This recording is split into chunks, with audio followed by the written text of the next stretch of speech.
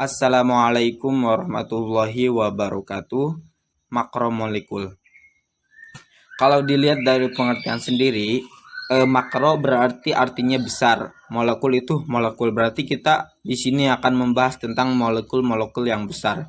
Nah, di dalam makromolekul ini kita terdapat 4 pembahasan utama. Yang pertama kita akan membahas tentang polimer, yang kedua kita akan membahas tentang karbohidrat, yang ketiga kita akan membahas tentang protein, dan yang keempat kita akan membahas tentang lemak. Yang pertama, polimer. 1.1 ada pengertian. Menurut bahasa, poli artinya tuh banyak, meros artinya unit. Berarti kalau kita gabungkan unit yang banyak. Sedangkan menurut istilah, polimer sendiri merupakan senyawa besar yang terbentuk dari penggabungan unit-unit molekul kecil yang disebut monomer.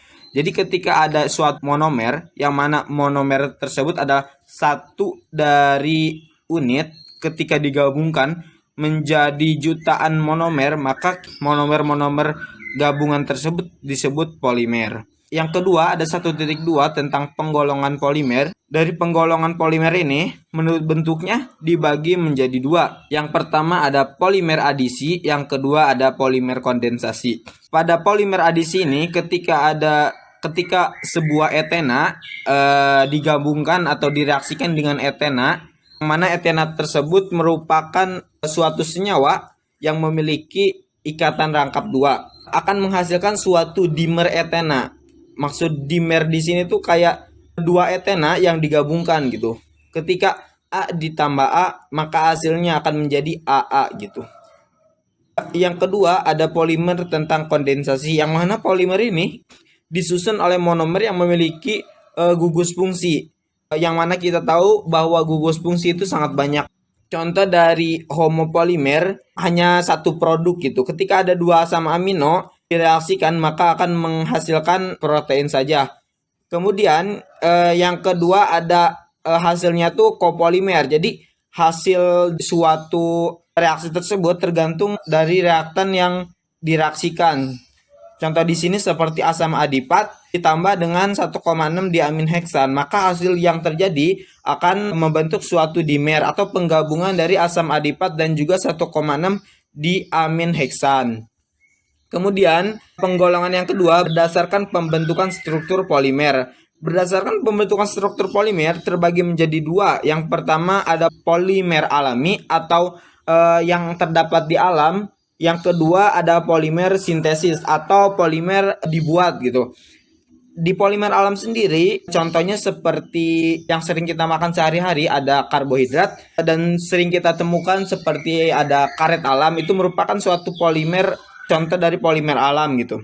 Yang kedua mungkin ada polimer sintesis, yang mana polimer sintesis ini merupakan polimer buatan, contohnya seperti karet sintesis dan juga plastik sintesis. Nah, yang selanjutnya di sini ada proses reaksi kimia, yang mana proses tersebut dinamakan sebagai polimerisasi. Yang mana proses polimerisasi ini yang tadinya di suatu monomer akan menjadi suatu polimer. Di sini ada salah satu contoh ketika suatu etilena, di mana etilena ini merupakan suatu monomer. N di sini menunjukkan jumlah dari etilena, maka ketika etilena direaksikan dengan etilena lain maka menghasilkan suatu polimer polietilena yang artinya tuh banyak gitu. Nah, hasilnya tuh suatu unit ulangan terikat secara kovalen dengan unit ulangan lainnya gitu. Jadi ketika ada etilena direaksikan dengan etilena maka akan menghasilkan suatu polietilena. Jadi ulangannya tuh seperti ulangan secara kovalen gitu. Contoh lain seperti asam amino, yang mana kita tahu asam amino terdapat dua gugus, yang pertama gugus alkohol dan yang kedua ada gugus amin, menghasilkan suatu polipeptida. Dari bahasa Latin, poli artinya banyak, meros artinya bagian. Nah, kalau secara sederhana reaksinya itu dari molekul kecil menjadi molekul-molekul besar. Nah, contoh dari polimer sendiri di sini ada polietilena, atau yang sering kita ketahui, yang sering kita jumpai juga dalam sehari-hari ada kantong plastik, ada juga piringan hitam paralon, ada juga tempat kita memasak, ada panci anti lengket, dan banyak sekali contoh lain dari polimer tersebut. Yang kedua ada karbohidrat. Berdasarkan gambar yang kita lihat di sini ada jeruk, ada apel, ada kacang mede, ada kentang, ada kacang-kacangan dan lain sebagainya. Nah, itu menandakan bahwa di dalam makanan tersebut terdapat karbohidrat. Dari pengertian sendiri, karbohidrat diartikan sebagai suatu polimer alami dengan rumus CnH2ON yang dihasilkan oleh tumbuhan dan digunakan sebagai sumber energi bagi makhluk hidup. Kunci utama dari pengertian karbohidrat tersebut ada di rumus CnH2ON. Selanjutnya ada susunan karbohidrat. Nah, susunan karbohidrat sendiri, karbohidrat merupakan senyawa karbon yang mengandung suatu gugus fungsi aldehid, atau kalau kita gambarkan strukturnya, jadi ada suatu C mengikat O dan mengikat H. Tapi pada O, pengikatan C kepada O merupakan ikatan rangkap. Ada juga keton yang mengikat banyak gugus hidroksil. Hidroksil itu seperti air ya, H2O. Dengan kata lain, karbohidrat merupakan suatu senyawa polihidroksil dari keton atau aldehid. Jadi ketika ada suatu keton atau aldehid, ketika mengikuti rumus tadi, maka itu disebut juga karbohidrat. Berdasarkan penggolongan dari karbohidrat, terdapat 4 karbohidrat. Yang pertama ada yang disebut dengan monosakarida, disakarida, oligosakarida, dan yang terakhir polisakarida. Nah, dari monosakarida sendiri merupakan satuan karbohidrat yang paling sederhana gitu. Mereka tidak dapat dihidrolisis atau kayak penghilangan air gitu menjadi molekul karbohidrat yang lebih kecil. Kemudian yang kedua ada yang dinamakan disakarida, yang mana pengertian disakarida sendiri merupakan karbohidrat yang dapat dihidrolisis menjadi 2 monosakarida, yang mana di artinya tuh 2. Yang ketiga ada oligosakarida, adalah karbohidrat yang tersusun dari 2 sampai 8 satuan monosakarida. Jadi ketika ada 2 sampai 8 suatu monosakarida tergabung, maka dinamakan dengan oligosakarida. Dan yang terakhir ada polisakarida, adalah karbohidrat yang tersusun dari lebih dari 8 satuan monosakarida dan diperoleh dari hidrolisis. Ketika kita melakukan suatu reaksi hidrolisis, suatu monosakaridanya itu lebih dari 8 buah, maka itu dinamakan dengan polisakarida. Di sini kita akan melihat tentang struktur-struktur monosakarida. Di monosakarida sendiri kita ambil contoh seperti glukosa. Untuk menjelaskan pengertian tadi, mungkin kita lihat di struktur paling atas dari glukosa. Nah, di sini di glukosa di atasnya ada suatu gugus aldehid dan juga gugus OH. Di sini kita bisa melihat struktur-struktur dari monosakarida. Kemudian selanjutnya kita ada struktur dari disakarida, atau sering kita sebut penggabungan dari 2 monomer. Kita lihat di sini ada sukrosa, ada maltosa, dan juga laktosa. Secara fisiknya di sukrosa ada 2 bentuk. Bentuk yang pertama memiliki 6 sudut. Bentuk yang kedua memiliki 5 sudut. Nah, itu merupakan gabungan dari monomer monosakarida. Di sini ada juga contoh lain polisakarida. Nah, ini bisa kita lihat strukturnya seperti ini. Selanjutnya kita akan melihat tentang contoh reaksi dari monosakarida. Di sini ada suatu deglukosa direaksikan menggunakan HNO3 atau asam nitrat dengan bantuan temperatur atau panas menghasilkan suatu asam D-glukari. Kemudian kalau dilihat dari strukturnya, hal ini terlihat di ujung dari glukosa tersebut. Di atasnya ada gugus aldehid, yang mana gugus aldehid tersebut berubah menjadi gugus suatu asam atau asam karboksilat. Di bawah ada suatu gugus OH, yang mana gugus alkohol atau gugus alkohol berubah menjadi gugus asam karboksilat. Selanjutnya kita akan membahas tentang protein. Nah, protein tersebut bisa kita lihat dalam kehidupan sehari-hari seperti telur ayam, telur bebek, dan lain sebagainya yang sering kita makan setiap hari. Nah, pengertian dari protein sendiri, protein adalah senyawa organik kompleks berbobot molekul tinggi yang merupakan polimer dari monomer-monomer asam amino yang dihubungkan satu sama lain dengan ikatan peptida. Jadi ketika ada suatu monomer-monomer asam amino, ketika digabungkan maka akan menjadi suatu polimer. ikatan dari monomer-monomer asam amino tersebut untuk membentuk suatu polimer, ada yang namanya ikatan peptida. Pada molekul protein ini mengandung beberapa unsur kimia. Yang pertama ada unsur karbon atau C, yang kedua unsur hidrogen atau H, yang ketiga ada unsur oksigen atau dilambangkan dengan O, dan yang keempat ada nitrogen atau sering kita lambangkan dengan N, dan sulfur serta fosfor. Selanjutnya, asam amino adalah senyawa organik yang mengandung gugus amino atau dengan rumus NH2, sebuah gugus asam karboksilat atau COOH, dan salah satu gugus lainnya, terutama dari kelompok 20 senyawa yang memiliki rumus dasar NH2 CHR COOH dan dihubungkan bersama oleh yang dinamakan dengan ikatan peptida.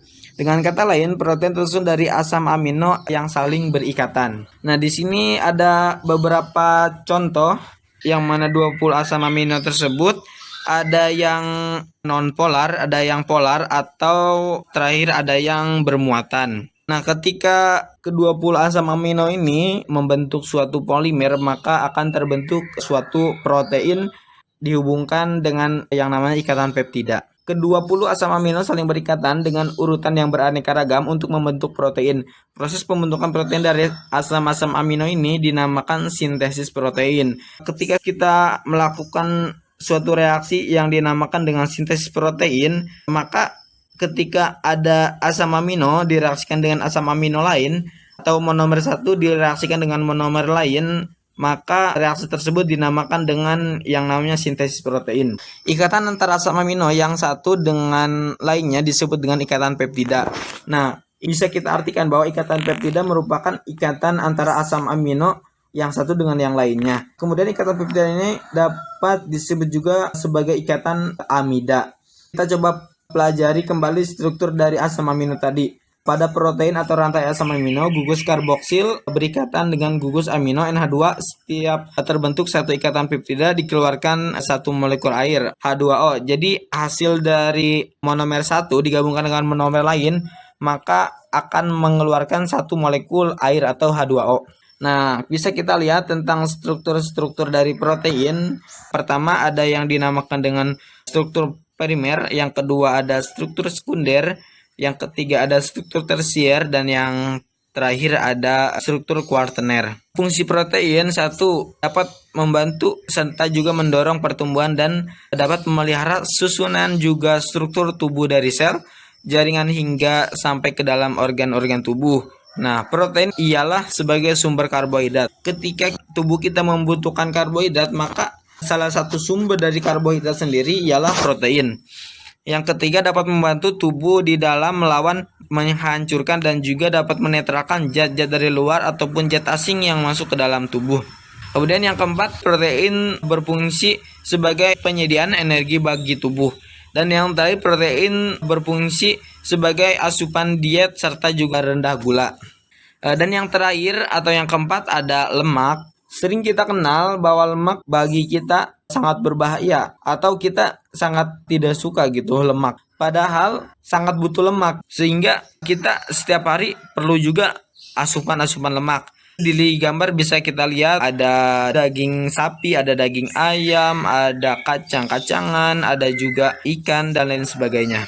Nah, pengertian dari lemak sendiri adalah sekelompok ikatan organik yang terdiri dari unsur C atau karbon, H hidrogen, dan O oksigen yang mempunyai sifat dapat larut. Maksudnya itu ketika dilarutkan dia akan bercampur dalam zat-zat pelarut nonpolar seperti petroleum, benzen, etanol, kloroform, dan ether.